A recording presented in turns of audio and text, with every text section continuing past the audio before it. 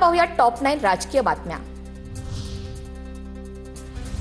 पडळकरांनी जयंत पाटलांवर खालच्या भाषेत टीका केल्यानं शरद पवारांची राष्ट्रवादी आक्रमक। कुत्र्याच्या गळ्यात पडळकरांचा फोटो घालत पवारांच्या राष्ट्रवादीचं आंदोलन, तर पडळकर समर्थकांकडून पडळकरांच्या फोटोला दुग्धाभिषेक।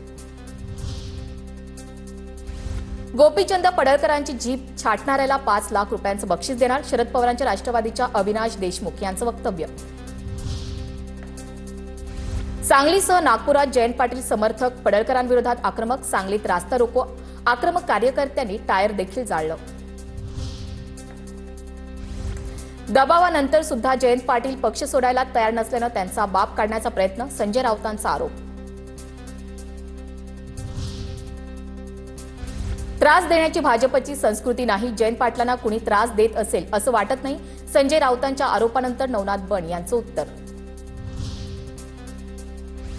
कुणाच्या आई वडिलांची निंदा करणं अयोग्य, पडळकरांचं विधान मान्य नाही, जयंत पाटलांवरील पडळकरांच्या टीकेनंतर बावनकुळेंची प्रतिक्रिया। आशीचा तो किरण जिया रद्द का करत नाही, भुजबळ त्यासाठी का प्रयत्न करत नाहीत, बाहेर का बोलतात, मंत्रिमंडळात का बोलत नाहीत, वडेट्टीवारांचा निशाणा, भुजबळांच्या फडणवीस म्हणजे आशीचा किरण या वक्तव्यावरून वडेट्टीवार आक्रमक। इंदुरी चाट आणि बरेच काही या उपहारगृहामुळे संदीप देशपांडे ट्रोल, इंदुरी चाट उपहारगृहात मध्य प्रदेशातील पारंपरिक खाद्यपदार्थ, हॉटेलचा कुकही परप्रांतीय।